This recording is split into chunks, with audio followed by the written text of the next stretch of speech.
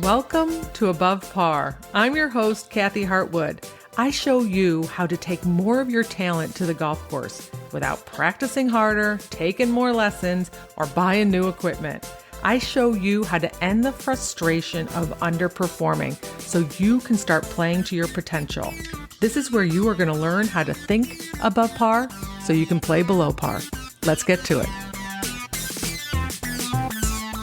Hello, my golf friend. Welcome back to Above Par. I'm super happy you're here. I hope you're having a beautiful spring with all your golf and creating lots of amazing golf stories, because that's what I want to talk about today is your golf stories. It's a really common thing that we have as golfers where we love to finish a round, talk with our buddies and our pals, go into the grill room or inside and have lunch, and we tell our stories about our round. You might tell your stories to your spouse or significant other or someone in your family.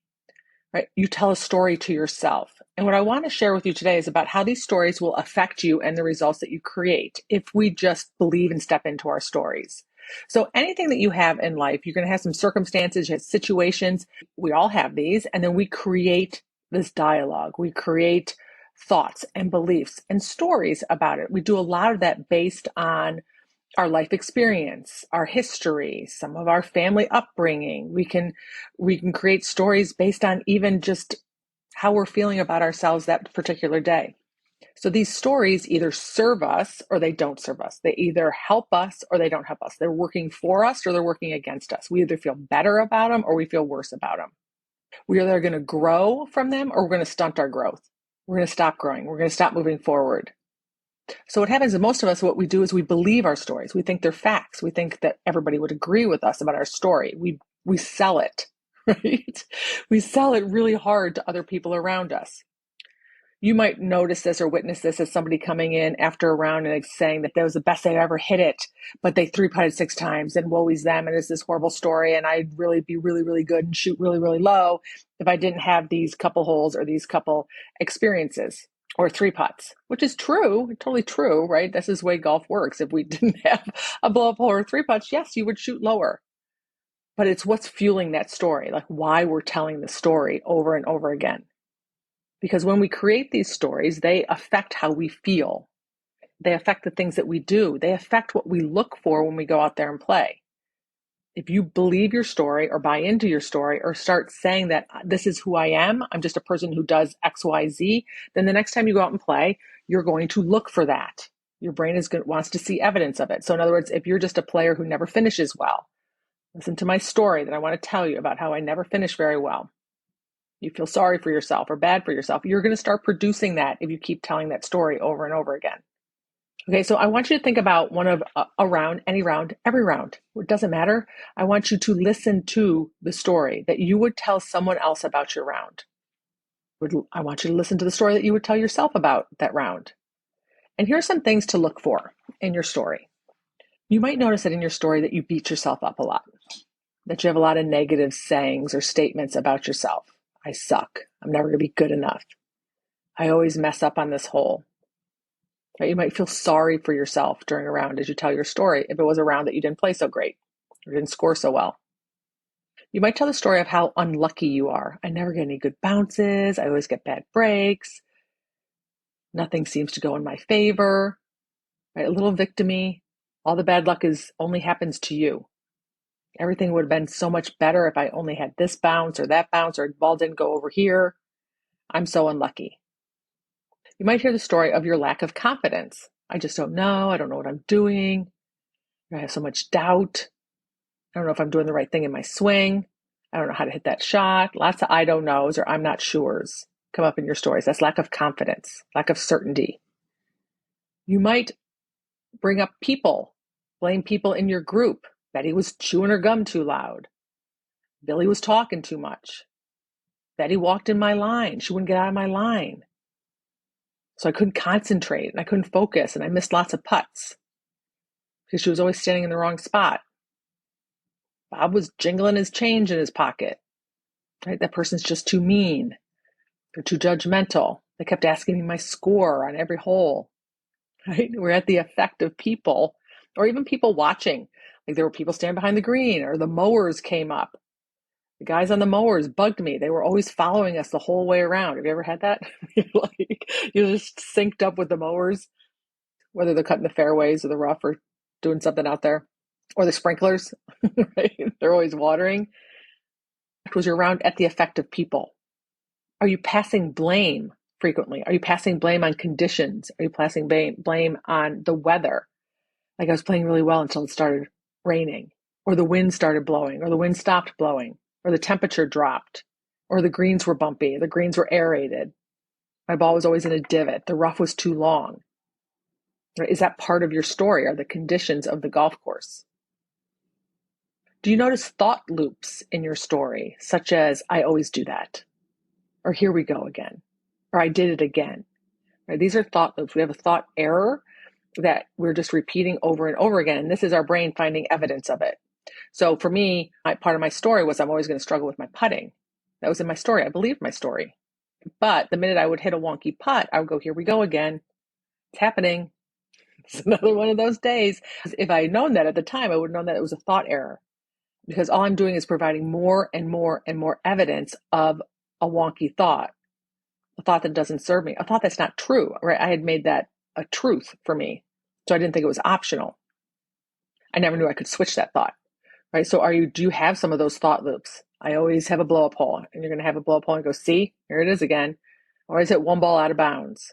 I always three putt a couple holes. You're like, see, right? That's really good to listen to your story for those thought errors, because that's where you want to start your work. You want to start cleaning those up. Do you go through the round and start feeling a little helpless or hopeless? You go into a little pity party, feeling a little despair. It's never going to work out. I'm never going to get this going. Like, why do I even bother? Just a little bit of a pity party out there. Start feeling sorry for yourself. Do you tell your story seeking validation? Do you go about it where you're looking for people to say, no, you're okay. Your swing looks good. Your round is fine. You can rally. You can still make some pars.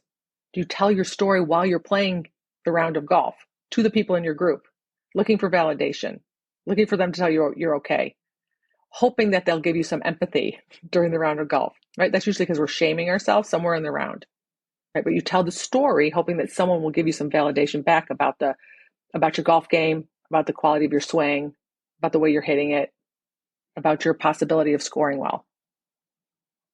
So whatever your story sounds like, and I'm particularly talking about a story where things didn't go your way, right? When things go our way, our story is amazing. I'm talking about one of those rounds where things aren't going so well. And when you listen to it, I want you to listen for where you give your power away, where you give your power to somebody else, where you're giving it to somebody in your group, where you're giving it to conditions, where you're giving it away to just your brain. Just, this is what my brain thinks. This is what my brain believes. I can't help it. I can't stop it. Do you give your round away to your emotions, and you're at the effect of your emotions? Right? Do you just say, that's just who I am? I'm just a person who can't hit that shot. I'm just a person who doesn't have confidence. I'm just a person who gets down on myself. I'm just a person who's not lucky. Right? Are you giving away your power? And what I mean is that you become very helpless in the situation because you've given the control over your golf game to something outside of you. The power is always within you, your ability to manage your minds around it. I'm not saying you're going to enjoy that your ball is in a divot, but how you get to think about that and how you hit the shot and how you take responsibility for not knowing how to hit a ball out of a divot is on you. That's where your power comes back. Are you giving up responsibility for your results to something outside of you? And what that would look like is noticing that you're blaming other people for your results and your score. You're not taking responsibility that I just really don't know how to manage my mind around other people. They affect me. That's something that I want to work on because it's affecting my score. It's affecting how much I enjoy the round. Are you giving up responsibility to luck? Are you missing the opportunity to look for all the shots that you have luck, that you get good bounces, that you get lucky breaks? Are you letting your brain just focus on all the ways that you're not lucky and focusing on that and feeling like you're a victim to the round of golf, to the golf course, to chance, and you're buying into that story? Are you not taking responsibility for all the negative thoughts that you've just let run off and you haven't controlled them? You haven't been deliberate. You haven't been intentional. You haven't done the work on your brain You just feel like this is just what I do. I'm just negative. I can't stop it. I don't know how to stop it. If you're listening to this podcast, you will learn in here how to stop it, how to manage it, how to pivot from it. Are you not taking responsibility for the work and the effort that you're putting into your golf game? Have you not questioned the quality of the work and the time that you put into your golf game? That you're working on the right things? That you're taking responsibility for learning how to hit shots? Right? So we can mishit a shot out of the divot and blame the divot and be really ticked off and feel like we're a victim to the golf course instead of going out and figuring out how to hit it out of a divot. We can do that with the rough. Like I was in the rough, so, I couldn't hit it anywhere. Learn what you need to do out of the rough and then accept that. Maybe you keep taking out a 3-wood out of 4-inch long rough and wondering why over and over again you can't hit it but 10 yards.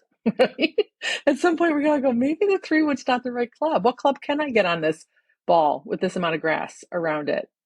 Take responsibility for some of the results that you're creating on the golf course. It's not the grass's fault. It's not a lie. It's not the weather's fault. That's where you're giving away your power. Right? Taking responsibility looks like I'm going to play in the rain, and I'm probably going to play in the rain this season. I'm going to play in tournaments and likely be in the rain. I'm going to go practice in the rain. I'm going to go play in the rain. I'm going to figure out how to stay dry. I'm going to do that enough times that when I go play in the rain, I'm not bothered by it. It's not a problem.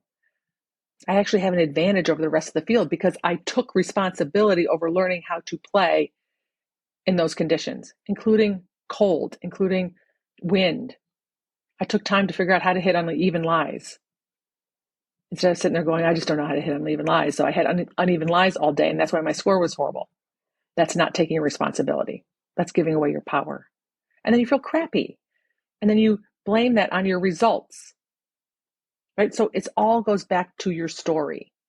So I want you to get really curious about how you describe how you play. And then ask yourself, how would someone else, or ask someone else, maybe who's in your group, tell me what you saw. Describe my round from the first hole to the 18th hole. What did you see? How would you describe it? Well, she hit it off of 1. She hit it in the rough. She lost her mind. She threw a temper tantrum. She topped the next 4 shots. Inside your story might be like, I hit in the rough. I'm so unlucky. I was mad. There were people watching. But your stories might be totally different. But it's so interesting to hear what someone else's story is looking at you from the outside, right? While your story on the inside is so different, and how that's creating your results. So listen to your story. See if you can find some patterns in here on areas that you can start working, where you can take back some power, where you can start working on your mind more, where you can start creating different results, where you can have a different experience on the golf course, where you can start shifting your story because it's optional. You get to say whatever the heck you want. You get to put pen to paper and write whatever kind of story you want about your golf game for your own benefit. A story that serves you, a story that feels better, a story that gives you back your power over your results and your experience on the golf course. All right, my friends, I encourage you to do this over every round. This is part of your post-round evaluation. This is where you learn. You don't have a crappy round, throw your clubs in the trunk of the car and never go back and look at it. You're not growing. You're not learning anything from that experience. Evaluate each round. Tell a story.